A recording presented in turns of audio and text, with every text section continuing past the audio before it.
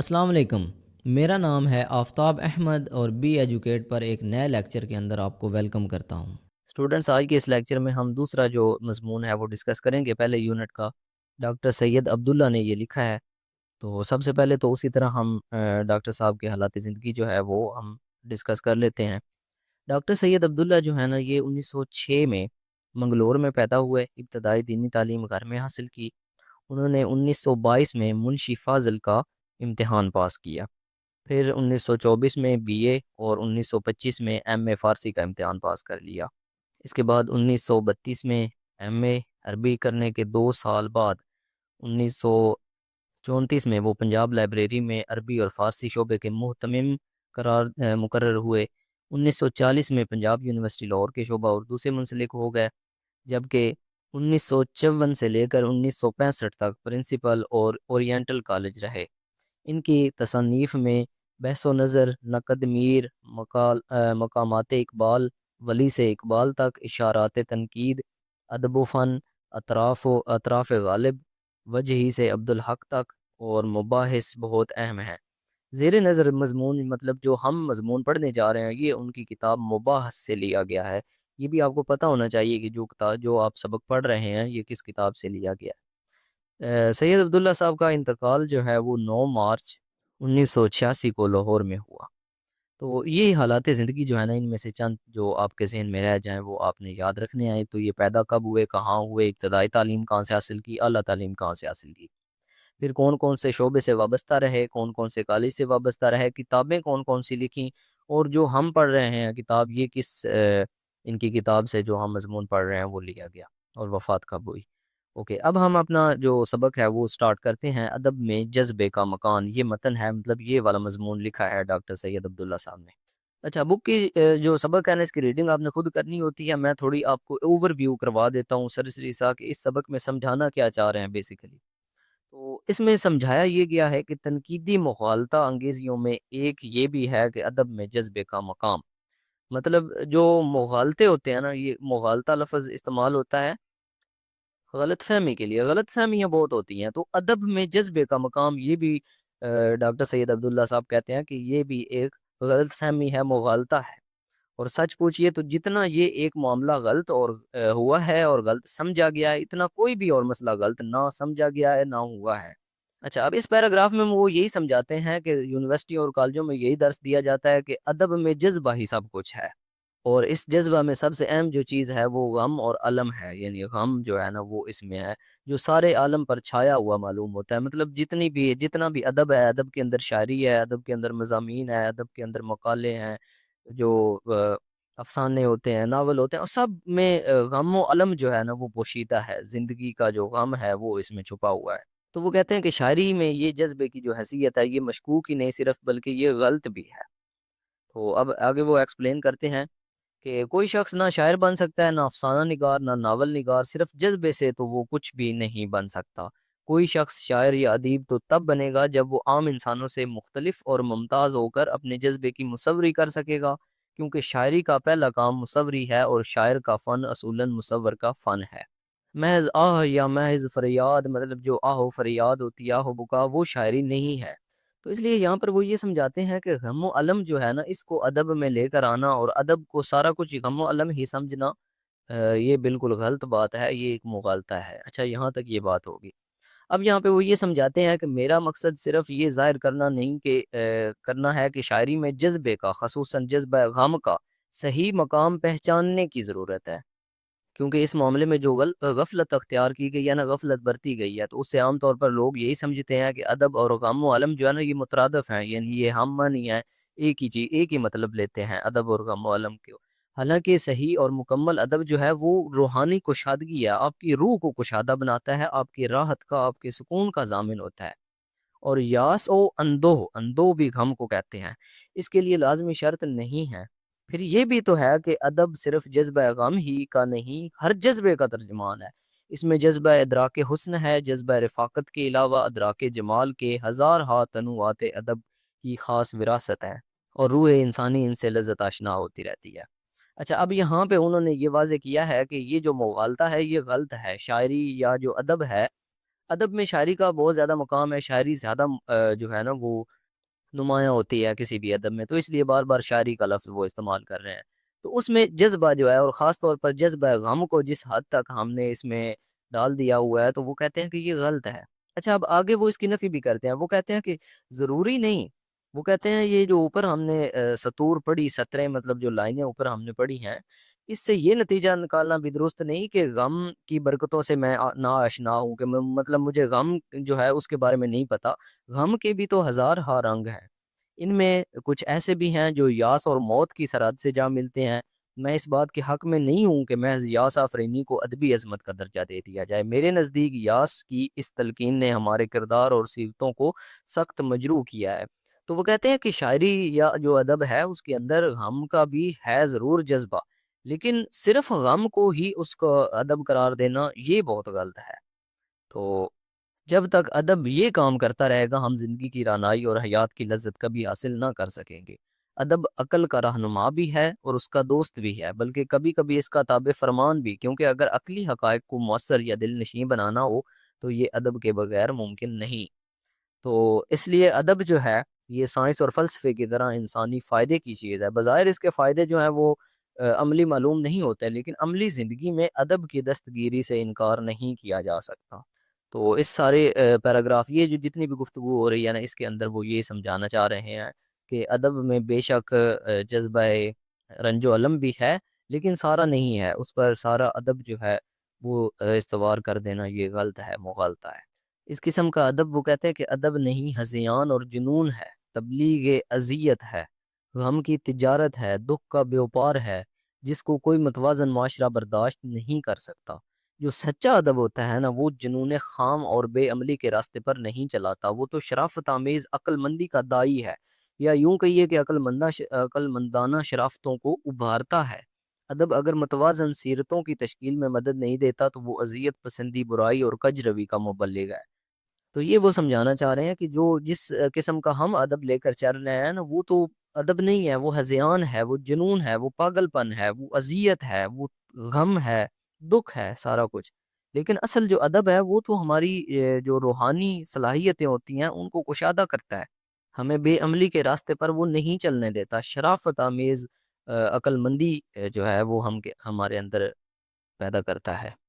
اس کے بعد وہ کہتے ہیں کہ یہ جو اس قسم کی سرگرمی ہے نا، ادبی سرگرمی، جو ادب ہمیں پڑھایا جا رہا ہے یا ہمارا ادب ہے، تو یہ اس نے انسانیت کو بہت بڑا دکھ پہنچایا ہے، سکھ پہنچانے کی توفیق اس کو میسر نہیں آئی۔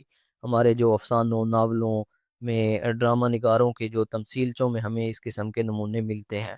اردو غزل جو ہے وہ کہتے ہیں کہ کافی وقت تک وہ ٹھیک رہی، لیکن اس کے بعد اس میں بھی جو غم اور یاس اور اندوہ کے روح فرسا مضامین در آئے۔ اچھا، اینڈ پہ وہ کہتے ہیں کہ آپ کہیں گے اردو ادب کی یہ بھیانک تصویر، مگر آپ متوحش نہ ہو، میرا یہ تمام جائزہ فائق ادب کے نقطہ نظر سے ہے، اس سے اردو کے ادیبوں اور شاعروں کی بے قدری ہرگز مقصود نہیں۔ مقصود صرف یہ ہے کہ ادب کی سطح بلند تر ہو، جو ادب پیدا ہو وہ ایسا ہو جو انسانی راحت، قومی تعمیر کا معاون ثابت ہو، جو روح کو تازگی اور قلب کو کشادگی سے آشنا کرے۔ مجھے اس کی علم خیزی اور اذیت نوازی پر بھی اعتراض نہیں، مگر تلوار کے بے مقصد زخم اور زخموں کی بے ضرورت نمائش کسی طرح مفید طلب نہیں ہے۔ تو یہاں پہ وہ کہتے ہیں کہ جو ادیب ہیں، جو شاعر ہیں، جو بھی مضامین نگار ہیں، میرا ان کی تذلیل کرنا بالکل مقصد نہیں ہے، ان کی بے قدری کرنا مقصد نہیں ہے، لیکن میرا یہ مقصد ہے کہ جو ادب ہے اس پر سوچنا چاہیے۔ ادب جس زمرے میں ہم پڑھ رہے ہیں وہ غلط ہے، اس پر مجھے اعتراض ہے۔ وہ کہتے ہیں میری رائے میں ادب کے متعلق تنقیدی نقطہ نظر کی تبدیلی کی سخت ضرورت ہے۔ ادب کا اپنے ملک اور اس کی روایات سے گہرا رابطہ ہونا چاہیے۔ ادبی مطالعے کے لیے تربیت، ذوق اور تعلیم میں ادب کے لیے مناسب مقام کا ہونا بھی ضروری ہے۔ اچھی پبلک اچھے ادب کی محرک بن سکتی ہے، پھر اچھے ادیب اپنی قوم کو اچھا بنانے میں بھی نمایاں حصہ لے سکتے ہیں، مگر یہ سب کچھ تبھی ہوگا کہ پہلے اردو میں نقد و نظر کی ایسی روایات پیدا ہوں جو تازہ ہونے کے باوجود اپنی پرانی روایتوں سے وابستہ ہوں، اور ان کے سامنے فقط ایک ہی مقصد ہو، انسان کی مدد۔ یہ سب سے امپورٹنٹ چیز ہے۔ ادب جو ہے نا، ادیب، اس کی جو لکھائی ہے، وہ جو پینسل اٹھاتا ہے، پین اٹھاتا ہے، اس کے اندر انسان کی بھلائی ہونی چاہیے، معاشرے کی اصلاح مقصد ہونی چاہیے۔ مطلب آپ نے یہ اکثر حکایتیں سنی ہوں گی، یہ چھوٹی چھوٹی کہانیاں، وہ دو انسان ایسے جا رہے تھے اور ان کے ساتھ یہ ہوا اور فرشتہ آ گیا اور فلاں آ گیا۔ تو اس قسم کی نا حکایتیں اب بعض اوقات یہ سچی بھی ہوتی ہیں، بعض اوقات سچی نہیں بھی ہو سکتی۔ مطلب کچھ کہانی ضروری نہیں کہ کوئی کہانی سچی ہو کوئی جھوٹی ہو، لیکن اس کے پیچھے جو اخلاقی سبق ہوتا ہے نا وہ بالکل سچا ہوتا ہے، 100% ٹرو ہوتا ہے۔ اس کا مقصد کیا ہوتا ہے؟ انسان کی مدد کرنا، انسان کی اصلاح کرنا، جو کہ آج کل ہمارا ادب نہیں کر رہا۔ اب ہمارے جو ڈرامے لکھے جا رہے ہیں، ہمارے جو افسانے لکھے جا رہے ہیں، ناول جو لکھے جا رہے ہیں، کیا ان میں ادب ہے اور کیا روایات ہیں اور کیا ان میں ملک سے کون سی وابستگی ہے ان کی، اور انسانیت کی بھلائی اور خیر خواہی؟ سراسر بزنس ہے بس، اب تو بزنس بن چکا ہے۔ مطلب یہاں پہ ڈاکٹر سید عبداللہ صاحب نے یہ الفاظ استعمال نہیں کیے کیونکہ یہ مضمون جب لکھا گیا وہ بہت اچھا دور تھا، ہمارے دور سے تو وہ کئی درجے اچھا دور تھا، اعلیٰ دور تھا۔ اس وقت یہ چیز نہیں تھی، اب تو سراسر بزنس ہو چکا ہے نا، سب کچھ ہی کاروبار بن چکا ہے۔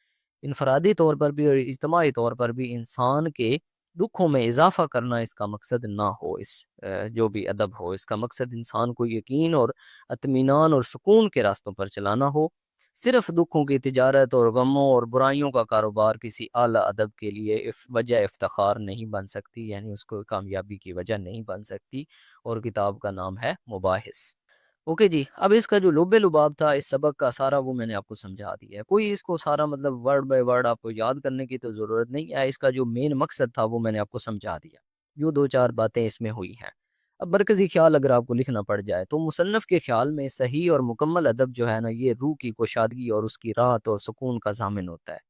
صرف غموں ہی کو شاعری سمجھنا یہ درست نہیں ہے، ایسے شعراء معاشرے کی خدمت نہیں کر رہے بلکہ وہ لوگوں کو اذیت پسند بنا رہے ہیں۔ اعلیٰ ادب غم کے ساتھ ساتھ دیگر جذبات کو بھی اہمیت دیتا ہے تاکہ توازن برقرار رہے، اور میں نے آپ کو بتایا تھا کہ مرکزی خیال بس اسی طرح 4 سے 5 لائنوں میں میکسیمم آپ نے لکھنا ہوتا ہے، اس سے زیادہ نہیں آپ لکھ سکتے۔ اچھا، اس کے بعد خلاصہ آ جاتا ہے۔ خلاصہ آپ اپنے الفاظ میں لکھیں، میں نے آپ کو سمجھایا تھا خلاصہ آپ نے شروع اس طرح کرنا ہے کہ اس سبق میں یا اس مضمون میں مصنف ڈاکٹر سید عبداللہ وہ ادب کے بارے میں بیان کرتے ہیں کہ ادب جو ہے ہمارے معاشرے میں اس کو غم و الم اور اندوہ سمجھا جاتا ہے، اس میں جذبے کا مقام جو ہے یہ ایک بہت بڑا مغالطہ ہے، یہ غلطی ہے۔ پہلے پیراگراف میں آپ یہ بیان کریں گے، دوسرے پیراگراف میں آپ یہ بیان کریں گے کہ ڈاکٹر سید عبداللہ کے خیال میں حزن و ملال اور حزن و یاس اور جو غم و علم اور اندوہ ہے یہ صرف ادب نہیں ہے، بلکہ ادب جو ہے وہ آپ کی سیرت کو ابھارتا ہے، وہ آپ کے روح کی کوشادگی ہے، روح کا سکون ہے، اطمینان ہے۔ تیسرے پیراگراف میں انہوں نے یہ سمجھایا ہے کہ جو حزن و ملال ہے، جو غم ہے، اس سے بھی ہم منہ نہیں موڑ سکتے۔ مطلب رنج و علم جو ہے یہ بھی ضرور ادب کے اندر ہے، لیکن صرف رنج و علم کو ہی ادب سمجھ لینا یہ محض غلطی ہے اور یہ خراب کر رہی ہے۔ پھر تیسرا یا چوتھا جو بھی پیراگراف ہے اس سے نیکسٹ، اس میں انہوں نے سمجھایا ہے کہ اب میرا یہ مقصد نہیں تھا کہ میں جو شعراء ہیں یا جو ادیب ہیں، جو کام کرنے والے لوگ ہیں، ان کی تذلیل کروں یا ان کی تحقیر کروں، وہ میرا مقصد نہیں ہے، لیکن وہ کہتے ہیں کہ ادب جو ہے نا اس پر نظر ثانی ہونی چاہیے، اس کا مطلب معنی جو اس وقت معاشرے میں سمجھا جا رہا ہے اس پر نظر ثانی ہونی چاہیے، اس کو اپڈیٹ کرنا چاہیے۔ تو اینڈ پہ پھر وہ کہتے ہیں کہ ایسے ادب کا مطالعہ معاشرے میں بے اطمینانی، ناآسودگی، بے اعتمادی اور بدگمانی کا زہر بھر دیتا ہے، اور یہ ادب نہیں بلکہ یہ جنون ہے، ہذیان ہے، جو صرف دکھ اور اذیت دیتا ہے۔ سچا ادب جو ہے وہ جنون خام اور بے عقلی کے راستے پر چلنے نہیں دیتا، بلکہ شرافت آمیز عقل مندی کا ترجمان ہے۔ لیکن افسوس جو ترقی پسند افسانہ نگار ہیں، ناول نگار ہیں، ڈرامہ نگار ہیں، انہوں نے صرف غموں کی تجارت کو ادب سمجھا ہوا ہے اور اس کو لے کر چلا رہے ہیں، تو یہ کسی بھی تہذیب کے لیے، ادب کے لیے یہ وجہ افتخار نہیں ہو سکتا۔ بس یہ خلاصہ جس طرح میں نے بیان کیا اسی طرح آپ نے اپنے الفاظ کے اندر بیان کر دینا ہے۔ اچھا جی، اس کے بعد اس کے مشکل الفاظ کے معنی پر چلتے ہیں۔ مغالطہ میں نے آپ کو بتایا ہے غلط فہمی کو کہتے ہیں، مزح کا خیز، احمقانہ، جمال حسن کو کہتے ہیں، کشادگی، کھلا پن، یہ کھلا پن لکھا ہوا ہے، کھلا ہونا، یاس آفرینی، نا امیدی، یاس امید کو کہتے ہیں، تطہیر، تزکیہ، تزکیہ کرنا یعنی پاک کرنا، ہم انائی، ہم انائی کہتے ہیں ساتھ دینا۔ اس کے بعد نا آسودگی ہے بے اطمینانی، بے سکونی، ہذیان پاگل پن کو کہتے ہیں، دائی دعوت دینے والا ہوتا ہے، اور سوء ادب جھوٹا ادب، تغذیہ غذا، غذا سے نکلا ہے خوراک، راحت خوشی کو کہتے ہیں، سکون کو، ادراک شعور کو کہتے ہیں، رانائی حسن ہوتا ہے، بصیرت فکر کی گہرائی، کجروی بگاڑ کو یا ٹیڑھے پن کو کہتے ہیں، استثنائی خصوصی اور جنون دیوانگی یا دیوانہ پن یا پاگل پن۔ تو یہ والے معنی جو ہے نا یہ لازمی یاد کیجئے گا۔ یہ اگر جملوں میں آ جائیں، جملے بنانے پڑ جائیں تو اگر معنی آتا ہو پھر بندہ آسانی سے جملہ بنا لیتا ہے۔ جملہ تو خود سے ہر بندہ بنا ہی لیتا ہے، لیکن معنی آنا ضروری ہوتا ہے۔ اچھا، اب اقتباسات کی تشریح ہے، بہت سمپل ہے۔ اسی طرح اقتباس آپ نے پڑھنا ہے، یہ اب آپ نے پیراگراف پڑھ لینا ہے کہ میرا مقصد صرف ڈیش آگے وہ سارا پیراگراف ہے، لذت آشنا ہوتی رہتی ہے، یہاں تک آپ نے پڑھنا ہے۔ اب اس کی تشریح آپ نے کیسے کرنی ہے؟ مصنف سبق کا عنوان لکھنا ہے، ادب میں جذبے کا مقام، مصنف کا نام لکھنا ہے ڈاکٹر سید عبداللہ۔ اس کے بعد آپ نے سیاق و سباق لکھنا ہے۔ میں نے آپ کو پچھلے یونٹ کے اندر سمجھا دیا تھا کہ سیاق و سباق کیسے لکھتے ہیں۔ صرف آپ نے دو چار باتیں بتانی ہیں اس سبق کے بارے میں کہ یہ اس سبق میں ڈاکٹر سید عبداللہ ادب کے بارے میں لکھتے ہیں کہ ادب میں جذبے کا مقام جو ہے یہ مغالطہ ہے، یہ غلط چیز ہے، اس کو غلط معاشرے میں سمجھا گیا ہے اور بیان کیا گیا ہے، اس کو تبدیل کرنا چاہیے یا اس پر نظر ثانی ہونی چاہیے۔ بس اتنا سیاق و سباق ہے۔ اس کے بعد آپ تشریح شروع کر دیتے ہیں۔ تشریح آپ نے اپنے الفاظ میں اس پیراگراف کو سمجھانا ہوتا ہے، جس طرح میں نے آپ کو سمجھایا ہے اسی طرح آپ نے پیپر میں سمجھانا ہے، اور اس کی آپ نے زبانی پریکٹس کرنی ہے اور کر کے مجھے چیک کروانی ہے۔ اس کو رٹے بالکل بھی نہیں لگانے، یاد کرنے کی نہیں کوشش کرنی، کیونکہ اتنے سارے اسباق ہیں اس میں، آپ گنے گے نا تو بہت زیادہ اس میں مضامین ہیں، ایک ایک یونٹ میں تین تین چار چار مضمون ہیں، تو آپ کس کس کو یاد کریں گے، کس کس کو رٹے لگائیں گے؟ اوکے جی، اس کے بعد خود آزمائی ہے۔ سوالوں کے جواب آپ کو پتہ ہے پیپر میں نہیں آتے، لیکن آپ کو آنے چاہیے۔ آپ نے کنسیپٹ سمجھا ہے، سبق آپ نے پڑھا ہے، تو یہ دیکھ لیجئے گا ان کے آنسرز جو ہے نا وہ یہ اتنے مشکل نہیں ہے۔ سبق جب آپ نے پڑھ لیا نا، سمجھ لیا، لیکچر آپ نے دیکھ لیا، تو یہ آپ کو خود ہی آتے ہوں گے۔ اب دیکھیں ادب میں کس جذبے کی سب سے زیادہ نمائندگی کی گئی ہے، تو آپ نے پورے سبق میں جو رٹ لگائی رکھی ہے غم و علم کی، غم کے جذبے کی زیادہ جو ہے نا وہ ادب کے اندر نمائندگی کی گئی ہے۔ مضمون نگار کے مطابق کیا محض آہ و فریاد کو شاعری قرار دیا جا سکتا ہے؟ تو مصنف نے یہی تو رولا ڈال رکھا ہے کہ غم اور آہ و فریاد جو ہے اس کو ہم شاعری نہیں قرار دے سکتے۔ تو اس طرح کر کے ان کو پڑھ لیجئے گا، بہت سمپل ہیں، آسان ہیں، سبق میں سے آپ کو مل جائیں گے۔ اس کے بعد یہ والے درست جواب پر نشان لگائیں، یہ بھی آپ کا مطلب آپ کو چیک کرنے کے لیے۔ خود آزمائی کا مطلب ہی یہ ہوتا ہے۔ اچھا، آپ نے دیکھا ہوگا اوپن یونیورسٹی کی بکس جو ہے نا، یہاں پہ مشق نمبر نہیں لکھا ہوتا بلکہ خود آزمائی لکھا ہوتا ہے۔ تو اس کا مطلب یہی ہوتا ہے کہ آپ نے اس کو رٹے نہیں لگانے، گائیڈیں نہیں دیکھنی اس میں، آپ نے بلکہ خود کو آزمانا ہے کہ آپ نے یہ کوشچن پڑھنا ہے اور دیکھنا ہے کہ اس کا کیا ہو سکتا ہے جواب۔ شاعر کا فن اصولاً کس کا فن ہے؟ سوداگر کا، رنگساز کا، یا مصور کا؟ تو آپ نے اوپر پڑھا ہے کہ شاعر کا فن جو ہے مصور کا فن ہوتا ہے، اس کو پہلے مصوری کرنی پڑتی ہے اپنی جو اس کی شاعری ہے۔ تو یہ آپ اوپر پڑھ چکے ہیں، اس لیے آپ یہاں سے اب آپ نے یہاں پہ سوچنا ہے کہ اس کا کیا جواب ہو سکتا ہے، پھر اوپر جا کر بک میں سے اوپر یونٹ میں سے دیکھ لیجئے گا کہ اس کا یہ جواب ٹھیک ہے یا غلط ہے۔ تو اس لیے یہ ایم سی کیوز آپ نے کرنے ہیں۔ اس کے بعد اقتباسات کی تشریح ہے، تشریح میں نے آپ کو سمجھا دی ہے۔ جو یونٹس ہیں نا ان میں سے جو کوشچن آئے گا آپ کے پیپر میں موسٹلی وہ یا تو آپ کا مرکزی خیال آ سکتا ہے، مرکزی خیال کے بارے میں آپ کو پتا ہو، خلاصہ ضرور آتا ہے، خلاصہ آپ کو آنا چاہیے، اس کے بعد تشریح آتی ہے، اور یہاں سے معنی آ سکتے ہیں، تراکیب اور مفہوم، بلکہ معنی اور تراکیب بھی نہیں آتے بلکہ جملے آ جاتے ہیں کہ جملہ بنائیں۔ اچھا، اب یہ معنی اور تراکیب ہیں، یہ کون سے مشکل ہیں؟ اوپر سارے میں نے آپ کو سمجھا دی ہیں، یاد بھی کروا دی ہیں۔ تنقیدی مغالطہ یعنی یہ غلطی، مغالطہ غلطی کو کہتے ہیں نا، تنقیدی جس پر تنقید کی جا سکے، مغالطہ۔ علامہ شامی غم کو کہتے ہیں، غم کی جو کیفیت ہوتی ہے، رنج کی۔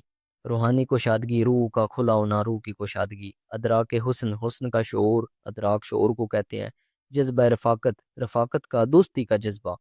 یاس اور موت، یاس امید کو کہتے ہیں۔ اس کے بعد یاس آفرینی، یاس آفرینی نا امیدی آپ اوپر پڑھ چکے ہیں۔ رانائی جو ہے یہ حسن ہوتا ہے۔ تطہیر و تنظیم، تطہیر کا مطلب تزکیہ کرنا، پاک کرنا خود کو، اور تنظیم یعنی منظم کرنا، ڈسپلن قائم کرنا۔ ہم آنائی، دوستی، ساتھ دینا۔ ہذیان، جنون کو کہتے ہیں، پاگل پن کو۔ تو یہ سارے بڑے آسان ہیں، اوپر آپ یاد کر چکے ہیں۔ اس کے بعد ان الفاظ کو جملوں میں استعمال کرنا ہے۔ جذبہ محبت، ہمارا ادب جو ہے یا ہماری شاعری کے اندر جذبہ محبت پایا جاتا ہے، بس یہ جملہ بن گیا۔ فن، شاعری ایک فن ہے، در حقیقت وہ ایک شاعر ہے، بس یہ جملہ بن گیا۔ جمالیاتی، وہ جمالیاتی خوبیوں کا مالک ہے۔ یاس و اندو، اس کی شاعری میں یاس و اندو پایا جاتا ہے۔ تنوعات، اس کی شاعری میں مختلف تنوعات پائے جاتے ہیں۔ تو یہ جملے بنانا کوئی اتنی مشکل کام نہیں ہوتا، یہ آپ آسانی سے بنا سکتے ہیں، جس طرح میں نے اب دیکھیں نا کتنے سادہ میں نے جملے بنا دیے ہیں۔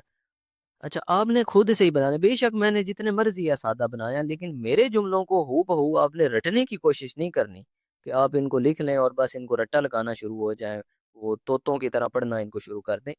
بے شک جتنے بھی سادہ ہوں گے، جتنا مرضی آپ ذہن میں بٹھا لیں، آپ کو سمجھ بھی آ جائے، سب کچھ ہو جائے، لیکن پیپر میں ضرور آپ کو یہ مسئلہ کھڑا کریں گے جب تک آپ خود سے سوچ کر خود سے جملے بنانے کی کوشش نہیں کریں گے۔ میں نے پچھلے یونٹس کے اندر، پچھلے لیکچرز کے اندر بھی آپ کو سمجھایا تھا کہ اب آپ یونیورسٹی میں پڑھ رہے ہیں، تھوڑا اپنے مائنڈ کو، اپنے لیول کو اپ گریڈ کریں۔ آپ یونیورسٹی کے اسٹوڈنٹ ہیں، اب آپ بچے نہیں رہے کہ اب آپ ان کو رٹے لگانا شروع کر دیں، اور جو تعلیم آپ سیکھتے رہے ہیں، جو آپ کو سکھائی جاتی رہی ہے، وہ تعلیم نہیں تھی، اس طرح نہیں پڑھا جاتا، اس طرح نہیں پڑھایا جاتا۔ یہ جس طرح اوپر مصنف جو ہے نا کھپ رہا ہے، میں بھی اپنے اسٹوڈنٹس کے ساتھ اسی طرح اثر کھپاتا ہوں کہ بھائی جس کو آپ تعلیم سمجھ رہے ہیں نا، یہ ڈگریاں اور یہ نمبر لینا اور رٹے لگانا، یہ کوئی کام نہیں ہے۔ تعلیم وہ ہے جو آپ سیکھتے ہیں۔